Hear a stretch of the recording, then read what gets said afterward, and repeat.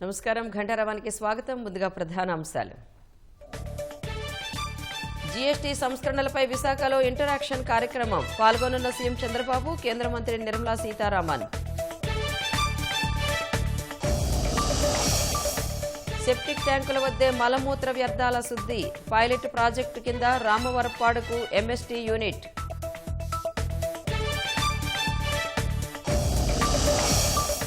తెలంగాణలో విద్యుత్ శాఖ ఏడీఈ అంబేద్కర్కు రిమాండ్, అవినీతి అధికారి చెంచల్గూడ జైలుకు తరలింపు.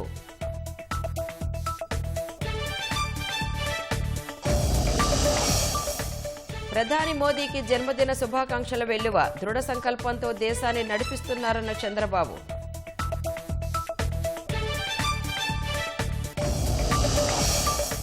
యూకే పర్యటనకు ముందు ట్రంప్ కీలక వ్యాఖ్యలు, రష్యా నుంచి చమురు కొనొద్దంటూ ఐరోపా దేశాలకు హెచ్చరిక.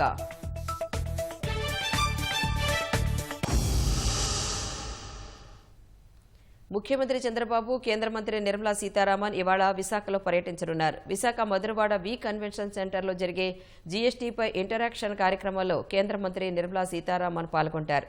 అనంతరం విశాఖ ఆంధ్ర విశ్వవిద్యాలయం ఏయూ కన్వెన్షన్ సెంటర్లో జరిగే స్వస్థ నారీ సశక్త పరివార్ అభియాన్ కార్యక్రమంతో పాటు మధ్యాహ్నం జరిగే గ్లోబల్ క్యాపబిలిటీ సెంటర్ బిజినెస్ సమ్మిట్లో సీఎం చంద్రబాబు, నిర్మలా సీతారామన్ సంయుక్తంగా పాల్గొంటారు. సాయంత్రం నిర్మలా సీతారామన్ ఢిల్లీ తిరుగు ప్రయాణం కానుండగా సీఎం చంద్రబాబు అక్కడే నెదర్లాండ్స్, ఫ్రాన్స్ దేశాలకు చెందిన ప్రతినిధుల బృందంతో విడివిడిగా భేటీ అవుతారు. రాత్రి విశాఖ పర్యటన ముగించుకుని సీఎం అమరావతికి బయలుదేరుతారు. అమరావతి, పోలవరం వేగంగా పూర్తి చేయాలని మాజీ ఉపరాష్ట్రపతి వెంకయ్యనాయుడు సీఎం చంద్రబాబుకు సూచించారు. విజయవాడ పోరంకిలో జరిగిన సజీవ చరిత్ర పుస్తకావిష్కరణ కార్యక్రమంలో పాల్గొన్న వెంకయ్య తనదైన శైలిలో చమత్కరించారు. ప్రభుత్వం కూడా పరిపాలన తెలుగులోనే ఉండాలి, ఎందుకంటే తెలుగు వాళ్ళకి కాబట్టి ఉత్తర్వులన్నీ తెలుగులోనే రావాలా. ఇంగ్లీష్ కావాలంటే ఒక కాపీ వేయండి వాళ్ళకి. ప్రాథమిక విద్య పై స్థాయి విద్య కాదు, అది తెలుగులోనే జరగాల. తద్వారా తెలుగు భాషకి మనం గౌరవాన్ని ఇచ్చినట్టు అవుతుంది. తెలుగు భాష 10 కాలాల పాటు బాగా సజీవంగా బతుకుతుంది. ఆయన చాలా చేసి ఆర్థికంగా రాష్ట్రాన్ని ఏం లేకుండా చేస్తే మన ముఖ్యమంత్రి గారు కూడా నేను ఇంకా ఎక్కువ ఇస్తానన్నాడు. ఎక్కువ ఇవ్వడానికి ఇబ్బంది లేదు, ముందు ఎక్కువ ఆదాయం రావాలా, ఆ తర్వాత ఎవరికైనా ఎక్కువ ఇవ్వాలా. లేకపోతే చాలా చాలా చాలా ఇబ్బంది అవుతుంది ఆర్థికంగా. పేదరికాన్ని పూర్తిగా తొలగించాలంటే తాత్కాలికమైన ఉచితాలతో అది సాధ్యం కాదు. ఉపాధికి తగిన శిక్షణ ఇవ్వకుండా ఉచితాలు ఇచ్చినంత మాత్రాన పేదల బలోపేతం గారు. దయచేసి అది గుర్తుపెట్టుకోవాలి అందరూ కూడా. ఈ ప్రభుత్వానికి అన్ని ప్రభుత్వాలు పోటీ పడుతూ ఉన్నాయి ఆ విషయంలో. వాళ్ళకి కావాల్సిన రుణం ఇవ్వడం, వాళ్ళకి కావాల్సిన ఇవాళ చెప్పారు చాలా తక్కువ వడ్డీకే రుణాలు ఇస్తామని చెప్పని, చాలా సంతోషం. ఆ విధంగా చేయూతనివ్వాల. చేప పట్టేది నేర్పించాలే కానీ చేప ఉచితంగా ఇచ్చేది అలవాటు చేయకూడదు అనేది నా నమ్మకం. చంద్రబాబు నాయుడు పరిపాలనా దక్షుడు, దాంట్లో అనుమానం లేదు. అనుకుని నిర్ణయం తీసుకుంటే దాన్ని చేయగలడు. ఆ నిర్ణయాలు తొందరగా అమలు చేయాలనేది నేను కోరుకునేది. ఒకవైపు పోలవరాన్ని పూర్తి చేయడం, అమరావతి నగరాన్ని మంచి అభివృద్ధి పదంలో తీసుకొచ్చి దాన్ని చక్కగా మా ముందే మేమందరం తిరుగుతున్నప్పుడే ఇవన్నీ వాస్తవంగా రూపుదాల్చాలనేది మా కోరిక, ఇంకేమీ లేదు. నాకు ఇప్పుడు వయసు 76 ఏళ్ళు. మిగిలిన సమయంలో అమరావతి అభివృద్ధి చెందడం, పోలవరం పూర్తయి ఆ నీరు మిగతా ప్రాంతాలకు రాయలసీమకు కూడా పారే విధంగా చూడడం ఏతుందో ఇవి చూస్తే మనసుకు ఎంతో సంతోషం కలుగుతుంది. వాటికి 2కి ప్రయారిటీ ఇచ్చి త్వరగా వాటిని పూర్తి చేయించాలని, త్వరగా అంటే రాత్రి కావు కదా, తగిన సమయంలో. దాంతోపాటు తెలుగు భాషకు ప్రాధాన్యత ఇచ్చి తెలుగు మాధ్యమాన్ని మరింత గుర్తింపు తీసుకొచ్చి ఇంగ్లీష్ నేర్పించాలి, తప్పేమీ లేదు. తెలుగు, తమిళ్, కన్నడ, మలయాళం, మరాఠీ, అస్సామీ, పంజాబీ, భోజ్పురి ఇవన్నీ ఇంగ్లీష్ కూడా నేర్చుకోవచ్చు. ఫస్ట్ మదర్ టంగ్, తర్వాత brother tongue, later any other tongue. దాంట్లో ఎవరికి అభ్యంతరం ఉండాల్సిన అవసరం లేదు. ప్రధాని నరేంద్ర మోదీకి జన్మదిన శుభాకాంక్షలు వెల్లువెత్తుతున్నాయి. సరైన సమయంలో సరైన నాయకుడు దొరకడం ప్రజల అదృష్టమంటూ సీఎం చంద్రబాబు అన్నారు. మోదీకి ఆరోగ్యం, అపరిమిత శక్తి కలిగి మాతృభూమికి మరింత సేవ చేయాలని కోరుకుంటున్నట్లు చంద్రబాబు ట్వీట్ చేశారు. మోదీ దేశాన్ని దృఢ సంకల్పంతో నడిపిస్తున్నారని సబ్కా సాత్ సబ్కా వికాస్ వంటి సాహసోపేతమైన సంస్కరణలు ప్రజలు, దేశ శ్రేయస్సు పట్ల మోదీకి ఉన్న నిబద్ధతను చాటి చెబుతున్నాయన్నారు. ప్రధాని మోదీకి ఉప ముఖ్యమంత్రి పవన్ కళ్యాణ్ జన్మదిన శుభాకాంక్షలు తెలిపారు.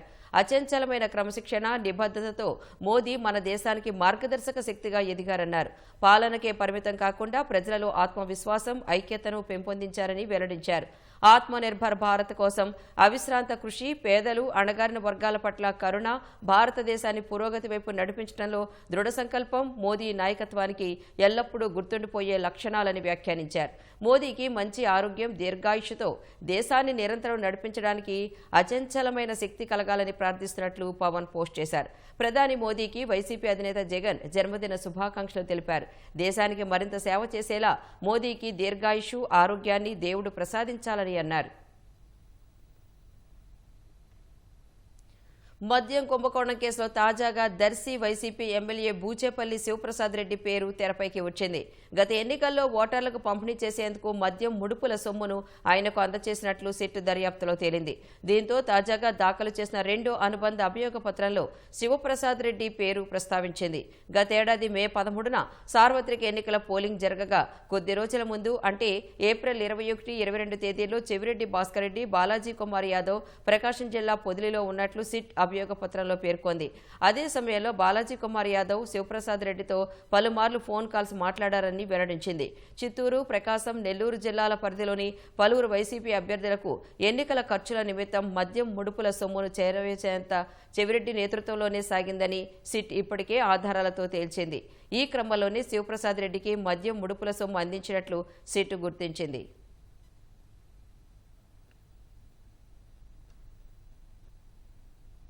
వైసీపీ కార్పొరేటర్ తమ ఆస్తి పత్రాలను తీసుకుని అక్రమ రిజిస్ట్రేషన్ చేసుకుని బెదిరిస్తున్నారని కాకినాడకు చెందిన మేడిశెట్టి రాంబాబు దంపతులు ఆవేదన వ్యక్తం చేశారు. జార్జియాలో వర్క్ వీసాలు ఇప్పిస్తామని చెప్పి 20 మంది నుంచి 60 లక్షల వరకు వసూలు చేసి మోసం చేశారని ప్రకాశం జిల్లాకు చెందిన పెమ్మసాని చంద్రశేఖర్ ఫిర్యాదు చేశారు. తెలుగుదేశం పార్టీ కేంద్ర కార్యాలయం ఎన్టీఆర్ భవన్లో ఏపీ మైనార్టీ వ్యవహారాల సలహాదారు M A Shareef, AP agricultural mission vice chairman Mareddy Srinivasa Reddy ప్రజా వినతుల స్వీకరణ కార్యక్రమం నిర్వహించారు. వినతులు స్వీకరించిన నేతలు సమస్యను పరిష్కరిస్తామని భరోసా ఇచ్చారు. 1200 గజాల స్థలం అండి నా భార్యకి, వాళ్ళ చెల్లెలకి, వాళ్ళ అమ్మగారు పసుపు కుంకాల కింద ఇచ్చారండి. ఆ స్థలాన్ని కబ్జా చేశారు సార్. జిఎంఆర్ కాలేజ్ దగ్గర ఉంది, శ్రీకాకుళం జిల్లా రాజాం. ఆ ఇంటిని తాళాలు పగలగొట్టి నాకు దొంగ కోర్టు నోటీసులు ఇచ్చారు సార్. ఆ స్థలం గురించి దొంగ కోర్టు నోటీసులు ఇచ్చి లాయర్ల ద్వారా ఖాళీ వకాలతుల మీద సంతకాలు తీసుకున్నారండి. ఈ విషయమే నేను ఎస్పీల నుంచి జిల్లా కలెక్టర్ల వరకు కూడా సార్ ఇలా నా చేత సంతకాలు తీసుకొని దొంగ రిజిస్ట్రేషన్లు చేశారు సార్ అని చెప్పి చాలా ఫిర్యాదులు ఇచ్చాను సార్. ఈ కేసుని బయటకు రానివ్వకుండా వైసీపీ వాళ్ళు ఆపించారు. తర్వాత మా డాక్యుమెంట్స్ మనం చెక్ చేసుకుంటే బ్యాంక్ లాకర్లో పడి ఒరిజినల్ డాక్యుమెంట్స్ అన్నీ ఎత్తిసారండి. డూప్లికేట్ స్కాన్ పేపర్స్ పెట్టారు. మేము ప్రాణభయంతో 2016లో కాకినాడ వస్తాం సార్. రాజమండ్రిలో చంపేద్దామని చూశారు నా భార్యని నన్ను. ఇప్పుడు డైరెక్ట్గా అండి కాకినాడ విద్యుత్ నగర్లో మేము మొన్నే దిగాం రెంట్కి. ఇదిగోండి డైరెక్ట్ 3 ఫేజ్ ఇస్తారు సార్. 3 ఫేజ్ పెట్టించి నా యొక్క మీటర్లోని వైరింగ్ అంతా ఫిట్ చేశారు సార్. ఫ్రిడ్జ్ని సిలిండర్ని పేల్ చేయాలని చూశారు. జస్ట్ మిస్ అయింది సార్. మేము బయటకు వచ్చేసాం.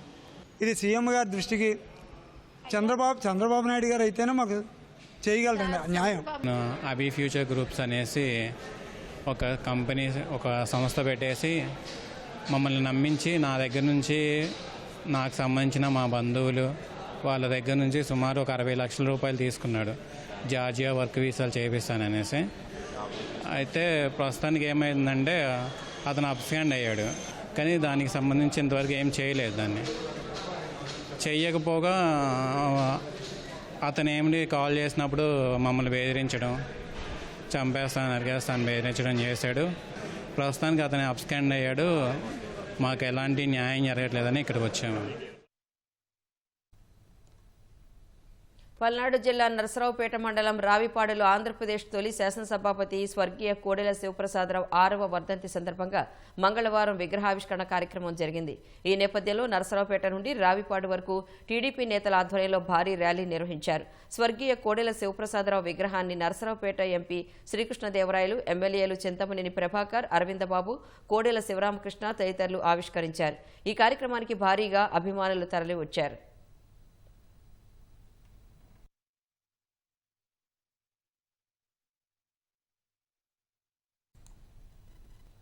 సెప్టిక్ ట్యాంకుల నుంచి వెలువడే మలమూత్ర మిశ్రమం సరైన విధంగా శుద్ధి చేయకపోవడం వల్ల నీరు, నేల కాలుష్యమై ప్రజారోగ్య సమస్యలు విపరీతంగా పెరుగుతున్నాయి. సాధారణంగా ఈ వ్యర్థాన్ని వ్యాక్యూమ్ ట్రక్కుల ద్వారా తీసుకువెళ్లి ఖాళీ ప్రదేశాల్లో నీటి వనరుల దగ్గర పారబోసే పద్ధతిని ఇప్పటి వరకు అనుసరిస్తున్నారు.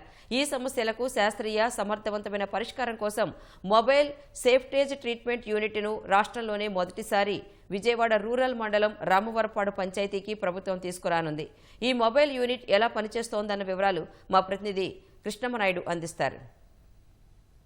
కూటమి ప్రభుత్వం అధికారంలోకి వచ్చిన తర్వాత స్వచ్ఛాంధ్ర స్వర్ణాంధ్ర కార్యక్రమాన్ని ఉధృతంగా తీసుకెళ్తుంది. ఇందులో భాగంగానే ఈ వాహనాన్ని ప్రత్యేకంగా తీసుకొచ్చారు. మల వ్యర్థాల శుద్ధీకరణ వాహనం ఇది. రాష్ట్రంలోనే మొట్టమొదటిసారిగా ఎన్టీఆర్ జిల్లాలో ఉన్నటువంటి రామవరపాడు గ్రామ పంచాయతీలో తీసుకురాబోతున్నారు. ఈ యంత్రము ఎలా పనిచేస్తుంది, ఏ విధంగా దీన్ని ఉపయోగించబోతున్నారు, ప్రజలకి ఏ విధంగా అందుబాటులోకి రాబోతుందన్న విషయాలు తెలుసుకుందాం. సార్, ఈ యంత్రము తేవడానికి ముఖ్య ఉద్దేశం ఏంటి?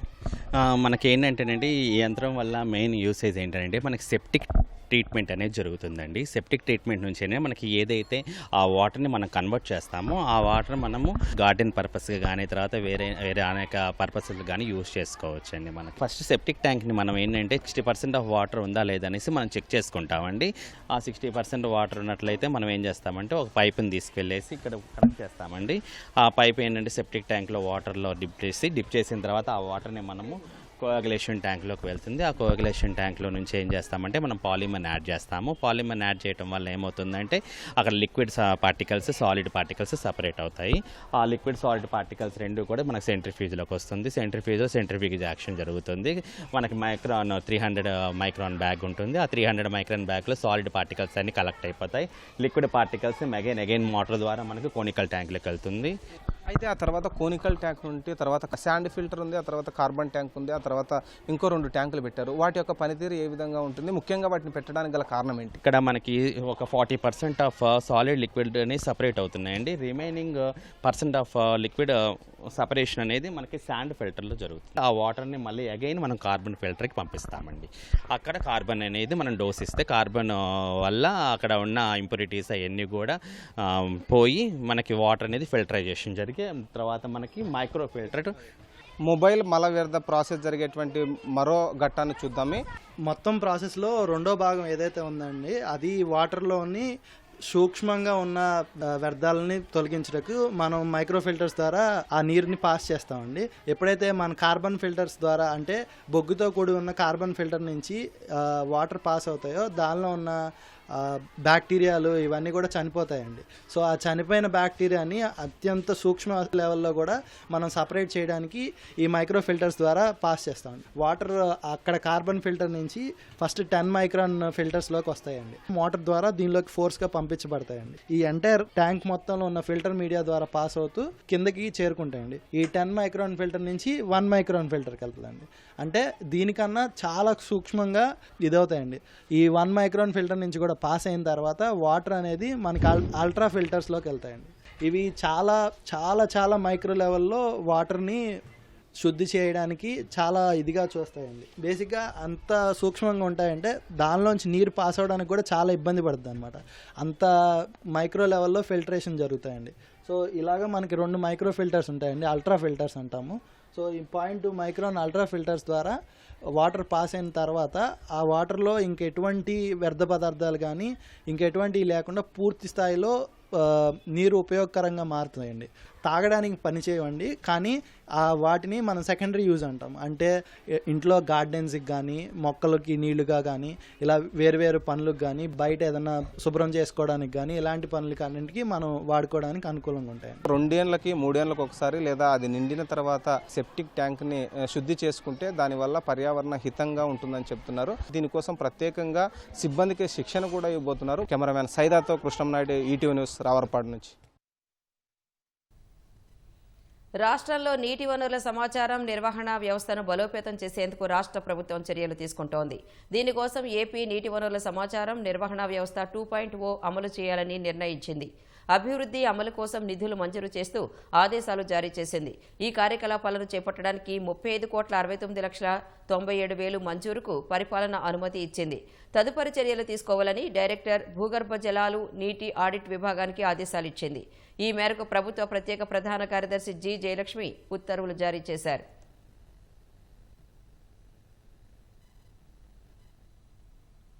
ఆయుధాలను వదిలేస్తామని మావోయిస్టు పార్టీ సంచలన ప్రకటన చేసింది. సాయుధ పోరాటాన్ని తాత్కాలికంగా విరమిస్తున్నట్లు మావోయిస్టు అధికార ప్రతినిధి అభయ్ పేరిట ప్రకటన విడుదల చేసింది. కేంద్రం కూడా కాల్పుల విరమణ ప్రకటించాలని కోరింది. పార్టీ ప్రధాన కార్యదర్శి బస్వరాజ్ ఆలోచనలకు అనుగుణంగానే కేంద్రంతో శాంతి చర్చలు ఉంటాయని స్పష్టం చేసింది. పార్టీలోని సహచరులను కలిసేందుకు 4 రోజుల సమయం ఇవ్వాలని విజ్ఞప్తి చేసింది. ఆయుధాల్ని వదిలిపెట్టి సాయుధ పోరాటానికి తాత్కాలిక విరమణ పాటించాలని నిర్ణయించినట్లు మావోయిస్టు పార్టీ ప్రకటించింది. దేశంలోని పీడిత ప్రజల సమస్యల పరిష్కారం కోసం ప్రజా పోరాటాల్లో పాల్గొంటామని పేర్కొంది. ఈ మేరకు పార్టీ అధికార ప్రతినిధి అభయ్ పేరుతో తాజాగా ఓ ప్రకటన విడుదల చేసింది. అభయ్ పేరుతో చెలామణి అవుతున్న కిషన్జీ సోదరుడు మల్లోజుల వేణుగోపాల్ తాజా చిత్రాన్ని ఈ ప్రకటనలో ముద్రించడంతో పాటు తమ నిర్ణయంపై ప్రజలెవరైనా అభిప్రాయాలు పంచుకునేందుకు ఈమెయిల్, ఫేస్బుక్ ఐడీలను మావోయిస్టు పార్టీ ప్రకటించింది. కేంద్ర ప్రభుత్వం తమ ప్రతిపాదనను అంగీకరించిన వెంటనే ప్రజలు తమ ఆలోచనల్ని పంచుకునేందుకు ఈమెయిల్ NAM-PET2025@gmail.com, ఫేస్బుక్ NAM-PETALK ఐడీలను తెస్తామని ప్రకటించింది. వాస్తవానికి మావోయిస్టులు గతంలో ఎన్నడూ ఇలా చేసిన దాఖలాలు లేకపోవడంతో ప్రకటనపై అనుమానాలు వ్యక్తమవుతున్నా నిఘా వర్గాలు మాత్రం ఇది నిజమైన ప్రకటన అనే అభిప్రాయపడుతున్నాయి.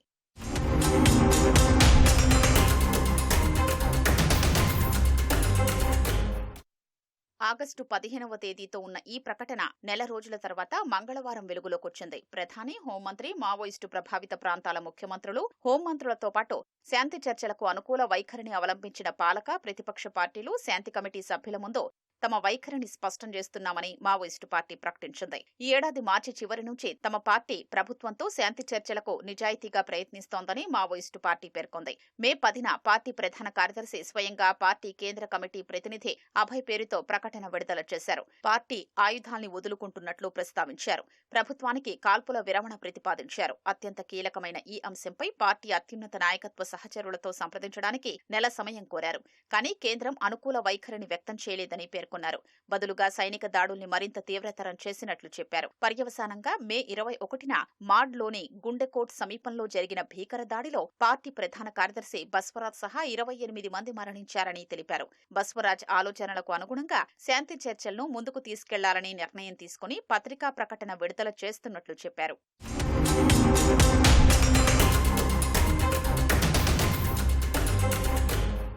ఆయుధాల్ని విడిచి జనజీవన స్రవంతిలో చేరాలని దేశ ప్రధాని చేసిన సూచన దృష్ట్యా తాము ఆయుధాల్ని వదలాలని నిర్ణయించుకున్నట్లు తెలిపారు. ఈ అంశంపై కేంద్ర హోంమంత్రి లేదా ఆయన నియమించిన ప్రతినిధి బృందంతో చర్చలు జరపడానికి తాము సిద్ధమని మావోయిస్టు పార్టీ పేర్కొంది. పార్టీకి ఈ అంశాన్ని వివరించి శాంతి చర్చల్లో పాల్గొనే సహచరులతో ఒక ప్రతినిధి బృందాన్ని ఏర్పాటు చేస్తామని తెలిపింది. దేశవ్యాప్తంగా వివిధ రాష్ట్రాల్లో పనిచేస్తున్న సహచరులు జైళ్లలో ఉన్న వారితో సంప్రదించేందుకు తమకు 1 నెల రోజుల సమయం ఇవ్వాలని పార్టీ కోరింది. ఈ విషయమై ప్రభుత్వంతో వీడియో కాల్ ద్వారా తమ అభిప్రాయాల్ని పంచుకోవడానికి సిద్ధమని పేర్కొంది. అందువల్ల 1 నెల రోజుల పాటు కాల్పుల విరమణ ప్రకటించి గాలింపు చర్యల్ని నిలిపివేయడం ద్వారా శాంతి ప్రక్రియను ముందుకు తీసుకెళ్లడం అనేది కేంద్రం అనుకూల వైఖరిపై ఆధారపడి ఉంటుందని అభయ్ వివరించారు. హైదరాబాద్లోని ఇబ్రహీంబాగ్లో విద్యుత్ శాఖలో ఏడీఈగా పనిచేస్తున్న అంబేద్కర్కు ఏసీబీ కోర్టు 14 రోజుల రిమాండ్ విధించింది. దీంతో ఆయన్ను పోలీసులు చెంచల్గూడ జైలుకు తరలించారు. అవినీతి ఆరోపణలు, ఆదాయానికి మించిన ఆస్తుల వ్యవహారంలో అంబేద్కర్తో పాటు అతని బంధువుల ఇళ్లలో ఏసీబీ అధికారులు మంగళవారం సోదాలు చేపట్టారు. హైదరాబాద్తో పాటు పలు జిల్లాల్లో ఏకకాలంలో 15 చోట్ల సోదాలు చేపట్టిన అధికారులు భారీగా ఆదాయానికి మించి ఆస్తులు గుర్తించారు.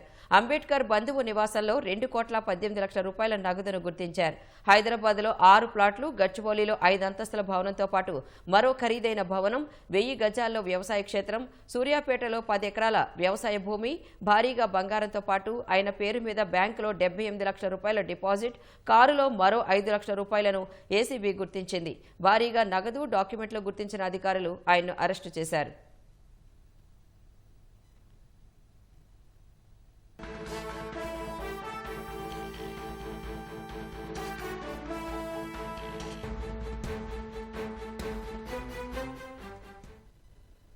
నెల్లూరులోని ఆచారి వీధిలో ఐటీ అధికారులు సోదాలు చేస్తున్నారు. జ్యువెలరీ దుకాణాల్లో రికార్డులను పరిశీలిస్తున్నారు. మరింత సమాచారం మా ప్రతినిధి రాజారావును అడిగి తెలుసుకుందాం. రాజారావు, బంగారు దుకాణాల్లో ఈ ఐటీ సోదాలకు సంబంధించిన వివరాలేంటి? రాణి, నెల్లూరు నగరంలోని ఆచారి వీధిలో చిన్న బజారు ప్రాంతాల్లో ఎక్కువ బంగారు షాపులు ఉంటాయి. ప్రధానంగా ఇక్కడ ఈ ఆచారి వీధిలో ఈ రోజు ఐటీ రైట్స్ కలకాలం జరిగింది. తెల్లవారుజాము నుంచి కూడా ఐటీ అధికారులు ఒక బృందంగా వచ్చి జ్యువెలరీ షాపులలో తనిఖీలు చేస్తున్నారు. భారీగా ఇక్కడ జరగడం అనేది ఇక్కడ బంగారు దుకాణాలలో డిఫరెన్స్ లేకుండానే ఇక్కడ వ్యాపారం జరగడం అనేది కొన్ని సంవత్సరాలుగా జరుగుతూనే ఉంది. అయితే ఈ జ్యువెలరీ వ్యాపారి ఐటీకి సంబంధించిన రికార్డు కూడా ఇవ్వకపోవడం వల్లనే గత 2 నెలలుగా దీనికి సంబంధించి అధికారులు పరిశీలన చేశారు. ఈ రోజు ఆచారి వీధిలో దుకాణంలో దాడులు చేయడంతో పాటు పాత జడ్పీ కార్యాలయం వద్ద ఉన్న వారి నివాసంలో కూడా సోదాలు చేస్తున్నారు.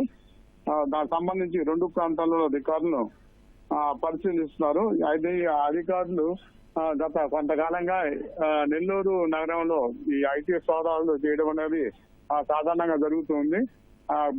ఎక్కువగా నెల్లూరు నగరం ప్రధాన కేంద్రంగా భారీగా ఇక్కడ నగల వ్యాపారం కానీ, బిస్కెట్లు కానీ, చెన్నై ప్రాంతాల నుంచి కూడా ఇక్కడ తీసుకురావడం, అక్రమంగా వ్యాపారం అనేది జీరో వ్యాపారం ఎక్కువ చేస్తారు. కానీ ఇవి ఐటీ అధికారులు ఇలాంటి పరిస్థితులలోనే కొందరు ఫిర్యాదుల మేరకు ఇలాంటి తనిఖీలు చేయడం సాధారణంగా ఇది జరుగుతున్న పరిస్థితి. రాణి, ఓకే, ధన్యవాదాలు రాజారావు.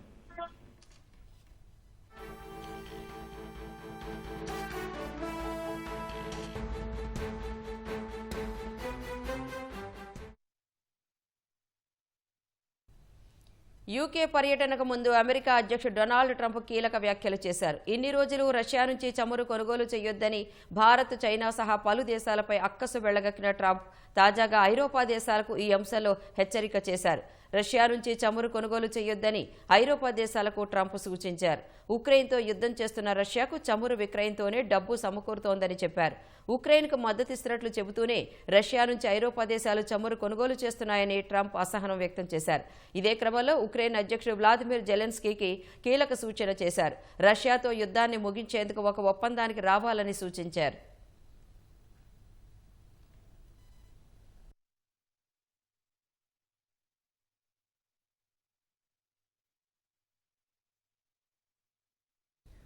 అస్సోంలోని గౌహటిలో వింటేజ్ వాహనాల మ్యూజియం ఆకట్టుకుంటోంది. ప్రసేన్జిత్ నారాయణ్ దేవ్ అనే వాహనాల ప్రేమికుడు తన ఇంటినే పాతకాలపు వాహనాల సందర్శనాలయంగా మలిచాడు.